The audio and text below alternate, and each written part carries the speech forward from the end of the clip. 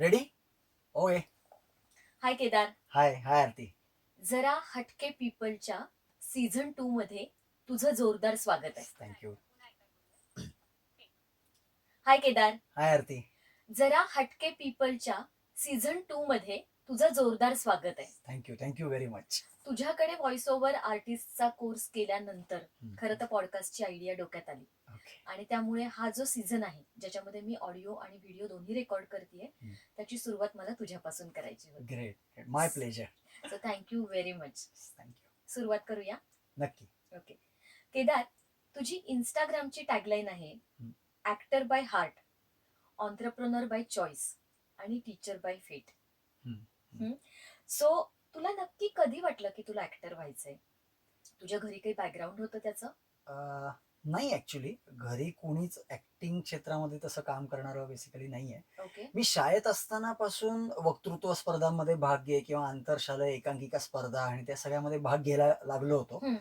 आणि बऱ्यापैकी ते आवडायला लागलं होतं ऍक्टिंग आणि नाट्यछटा. आणि मला एक खूप छान ग्रुप मिळाला. मंगलमूर्ती थिएटर्स ही एक संस्था होती, नाट्य संस्था होती, प्रकाश इनामदारांची. सो ते बालनाट्य करायचंय लहान मुलांसाठी. सो मला बालनाट्यानी बेसिकली माझी सुरुवात झाली शाळेच्या काळात. म्हणजे 7वी-8वी नंतर मी हे सगळं सुरू केलं असेल आणि त्याच्यानंतर हे खूप आवडायला लागलं सगळं. आणि असं वाटलं की यार आपल्याला ह्याच्यातच काहीतरी करायचंय. आणि त्याच्यामुळे मग असं झालं की प्रत्येकाला प्रश्न असतो की 10वी झाल्यावर काय करायचं, कुठली स्ट्रीम निवडायची, किंवा सायन्सला जायचं, आर्ट्सला जायचं. मी बरोबर 2000 साली 10वी पास आउट झालो. सो त्याच्यानंतर मग घरचेही असं म्हणायला लागले की तुला हे क्षेत्र खूप आवडतंय, तर मग सायन्स वगैरे नको जाऊ, कारण सायन्सला गेलं तर आपल्याला माहितीये प्रॅक्टिकल्स आणि हे इतकं जास्त प्रेशर असतं अभ्यासाचं. आणि फ्रँकली मला अभ्यासात अजिबात इंटरेस्ट नव्हता. काहीतरी वेगळं करायचं होतं, डोक्यात होतं, ऍक्टिंग आवडत होती. करिअरच करावं असं काही मी फ्रँकली ठरवलं नव्हतं त्याच्यामध्ये फुल फ्लेज.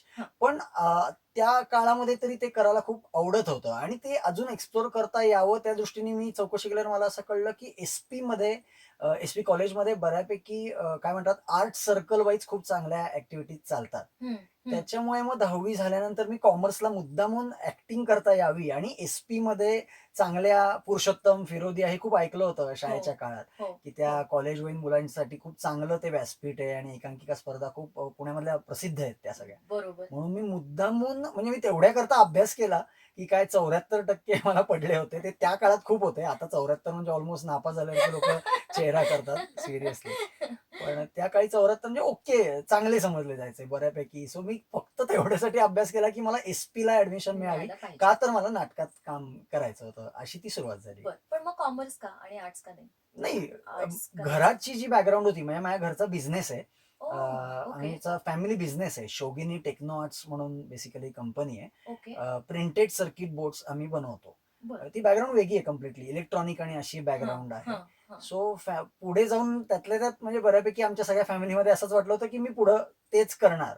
आणि त्या दृष्टीने माझे बाबा मार्केटिंग बघतात आणि काका प्रोडक्शन, असं ते फॅमिलीतली सगळी लोक त्याच्यामध्ये इन्व्हॉल्व आहेत. सो बाबांच्या बोलण्यातून असं बरेचदा ऐकलं की फायनान्स हा खूप काय म्हणतात महत्वाचा विषय असतो कुठल्याही व्यवसायामध्ये, आणि त्याला जर घरचा माणूस असेल, कारण विश्वासू माणूस लागतो फायनान्स म्हणल्यानंतर. सो बाबांच्या बोलण्यात असं आलं होतं की केदार, तू फायनान्स काहीतरी शिकलास तर आपल्या कंपनीमध्ये बाकी सगळ्या डिपार्टमेंटमध्ये काम करायला घरची लोक आहेत, पण फायनान्स हे असंच एक डिपार्टमेंट आहे की ज्याच्यात घरचे नाहीये. त्यामुळे मग मी कॉमर्सला गेलो की पुढे असं डोक्यात होतं की आपण बाबांचं एक काय वाढलेलं ताट होतं. म्हणजे मला एक कॉमर्स बॅकग्राऊंड जर चांगलं मी शिकलो असतो तर म्हणजे मग घरचा बिझनेस मधला फायनान्स हा पार्ट त्या दृष्टिकोनातून मी कॉमर्सला बेसिकली ऍडमिशन घेतलं. मग तिथे जाऊन फिरोदिया आणि याच्यापासून तुझी ऍक्टिंगची सुरुवात झाली. आणि मग कसे तुझे ऍक्टिंगच्या मैलाचे दगड आहे? नाही, ऍक्च्युली काय झालं सांगतो मी. पुरुषोत्तम, फिरोदिया हे एकांकिका स्पर्धा आणि सगळं करत होतो.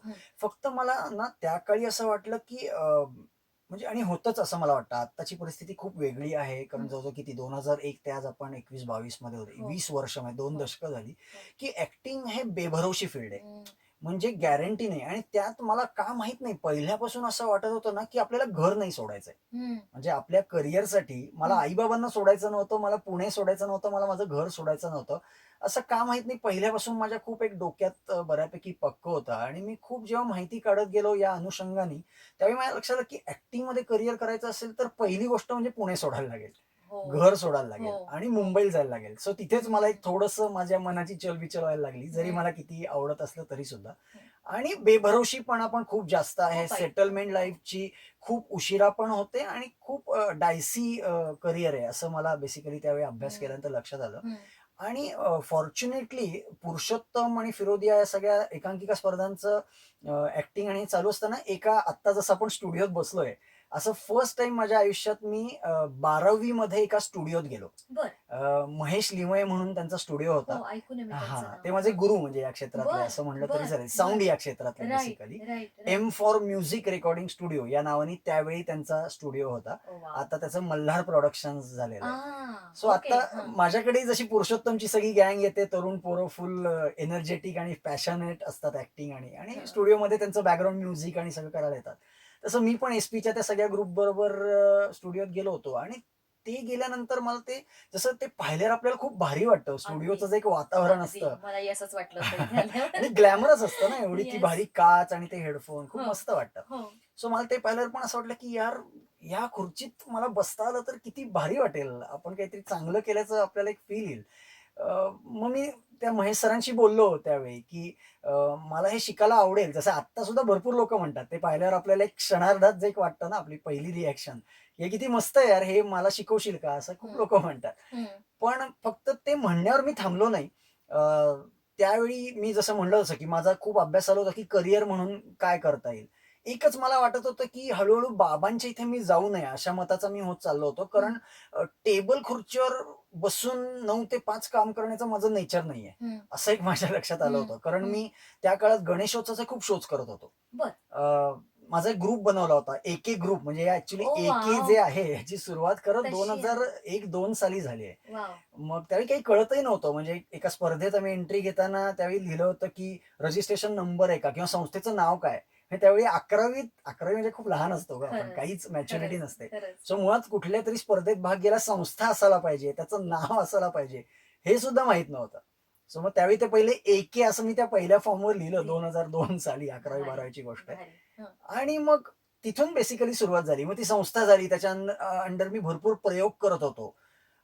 एकांकिकांचे किंवा गणेशोत्सवात जे टिपिकल क्लब हाऊस आणि सगळं असतात ना, सो तिथे जाऊन कार्यक्रम करायचे. मग त्यावेळी पण मग 3-3 टीम.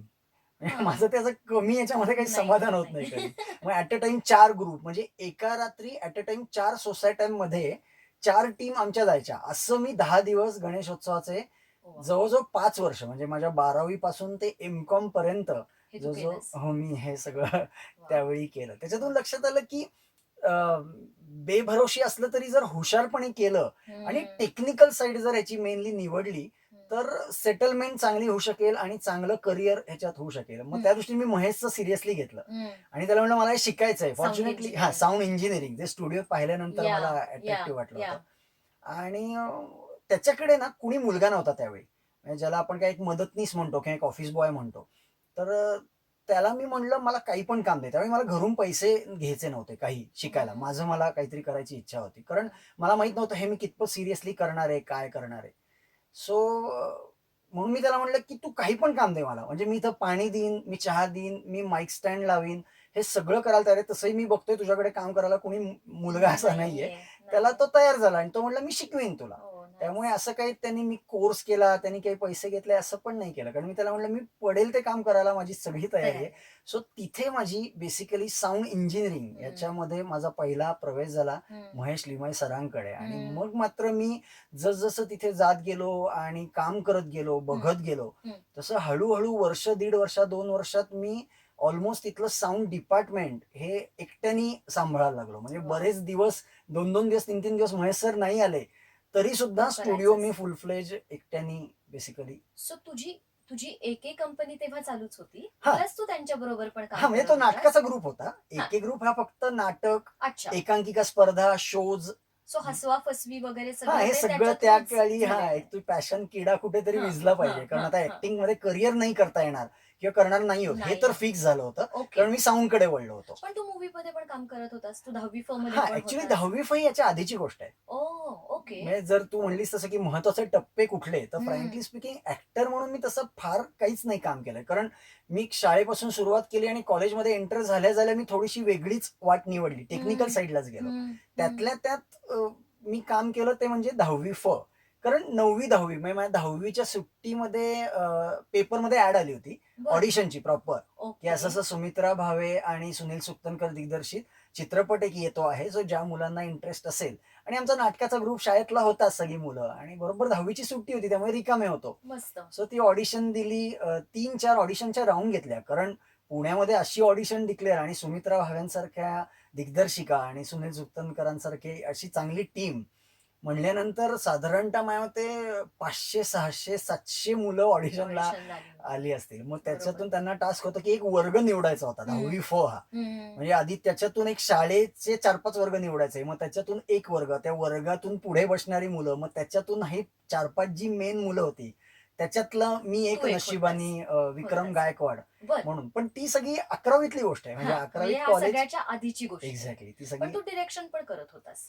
हो, कारण मी एकांकिका स्पर्धा बसवत होतो किंवा पुरुषोत्तम मध्ये मान्यतेच्या झग्याखाली म्हणून आम्ही नाटक केलं होतं. बरं. म्हणजे माझ्या FY ची गोष्ट असेल. ओके. आणि त्याच्याच म्युझिकला मी महेश लिमायांकडे गेलो होतो गेला बेसिकली होतास. ते करायला. Okay okay So okay. तशी सुरुवात झाली आणि मग हं. मात्र मी साऊंडकडे वळलो हं. आणि ऍक्टिंग हे हाऊस म्हणून बेसिकली ठेवलं. फुल फ्लेज करिअर नाही करायचं असं मी त्यावेळी डिसिजन ओके. घेतलं आणि साऊंडकडे वळलो. Okay. So acting, direction, sound engineering yes. आणि मग व्हॉइस ओव्हर.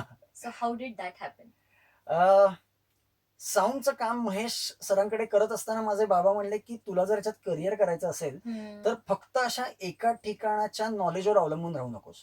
तू त्याच्या अनुषंगाने येणाऱ्या अनेक गोष्टी शिकल्या पाहिजे जर तू अख्खं आयुष्य त्याच्यावर काढणार आहेस तर. आणि टेक्निकली बेस स्ट्रॉंग झाला पाहिजे. आता तुला वाटतं की तू एवढं त्याच्याकडे सांभाळतोस तर तुला खूप स्वतःला तू भारी वाटतोयस, जे मला वाटत होतं ऑब्व्हियसली. कारण माझ्या वयाची जी मुलं होती ती सगळी फुल टाइमपास आणि मैत्रिणींबरोबर फिरणं आणि पार्ट्या हॉटेल. कारण ऑब्व्हियसली कॉलेजमध्ये. आणि मी नाटकाची प्रॅक्टिस करायचो आणि उरलेल्या वेळात महेशकडे म्हणजे जॉबलाच ऑलमोस्ट मी लागलो होतो, लागला जॉब होतास. करायला लागलो होतो. त्यामुळे मला खूप इतरांपेक्षा भारी वाटायचं की यार मी पैसे कमवतो किंवा लवकर आपण अर्निंग करायला लागलो. पण बाबांनी मला ते समजवलं की अरे तुला भारी वाटतंय, तू आहेस, पण असं नाहीये, तू बाहेर पड. बाहेर पडल्यावर तुला कळेल की ऍक्च्युअली ही इंडस्ट्री कशी चालते, साऊंडचा किती स्कोप आहे. कारण मला ऑब्व्हियसली आपण एका ठिकाणी काम करत असतो आणि तिथले राजे असतो आणि मेनली पुण्यातल्या लोकांना तर ते वाटतंच असं मला वाटतं की आपण खूप भारी आहोत. मग बाबांच्या सल्ल्यानुसार मी मुंबईला गेलो. मुंबईत साऊंड इंजिनिअरिंगचा प्रॉपर कोर्स केला. ओके. तिथे मला खूप चांगले सर भेटले. अविनाश कुंटे सर म्हणून होते, नितीन सर म्हणून होते, निरंजन सर म्हणून होते. त्यांनी मला ऑफर दिली की आमच्या स्टुडिओत ये काम करायला. सायनला त्यांचा स्टुडिओ होता. त्यावेळी माझी खूप काय म्हणतात स्ट्रगल असा चालू होता की माझे शोज पण पुण्यात असायचे. प्लस मी माझ्या घरात बेडरूम मध्ये छोटासा एक साऊंडचा सेटअप केला होता. वाव.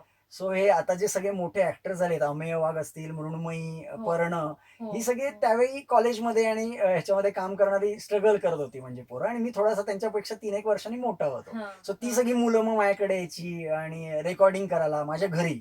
का तर कमी बजेटमध्ये होतो स्टुडिओचे, कारण कोणाकडे सगळ्यात त्या काळात पैसे हा सगळ्यात बजेट हा प्रॉब्लेम असतो. सो मग माझी ती खूप धावपळ होती की महेशकडचाही जॉब सांभाळत होतो, घरचंही काम करायचं, रात्री नाटकाच्या तालमी करायच्या, सायनला मध्ये मध्ये जाऊन साऊंडचं परत अजून शिकायचं सरांकडे जाऊन.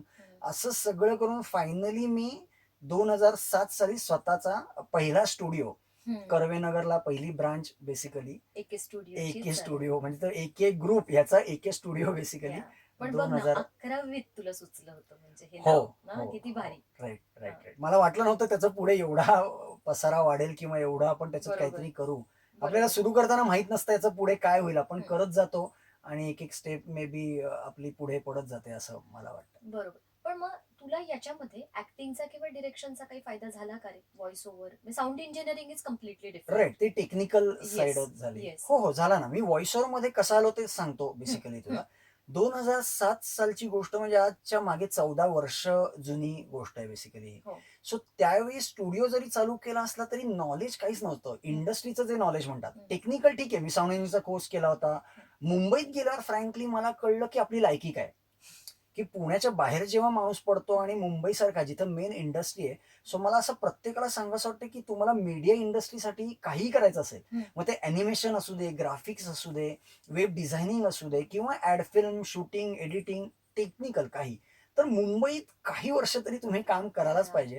तुम्ही फक्त जर पुण्यात काम करत असाल तर तेवढी तुमची ग्रोथ होणार नाही आणि तुम्हाला स्वतःविषयीचे तुमचे खूप गैरसमज वाढतील. म्हणजे आपण किती भारी आहोत, आपण किती चांगलो आहोत असं नसतं. मुंबईला गेल्यावर मला ॲक्चुअल माझी लायकी कळली, की यार मी महेशकडे जे करत होतो ते किती म्हणजे हा ड्रॉप आहे. एवढ्या मोठ्या समुद्रामधला इतका बारीक थेंब होता तो. मग मात्र खूप वेगवेगळ्या अँगल्सनी मी तिथे गोष्टी पाहिल्या. पण 2000 साली स्वतःचा स्टुडिओ म्हणजे 2007 म्हणजे बघ ना, माझं वय वर्ष होतं 23. 22-23 वर्षाचा होतो त्यावेळी पहिलं स्टुडिओ. म्हणजे तसं पाहिलं तर त्या वयात स्वतःचा बिझनेस करण्याचा अजिबातच मॅच्युरिटी नसते किंवा अक्कल नसते असं मला हो, वाटतं. हो, हो. तरी नशिबाने या आई-बाबांच्या आणि सगळ्यांच्या पाठिंब्याने मी सुरू तर केला होता.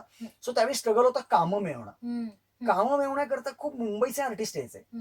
मेघना एरंडे वगैरे माहीत असेल तुला. हो, कार्टून हो, फिल्म्स आम्ही करत हो, होतो. हो. छोटं-छोटं काम मिळवण्याकरता कारण इंडस्ट्रीत मी म्हटलं असं बॅकग्राऊंड अशी काहीच नव्हती. काय होतं स्टुडिओ चालण्याकरता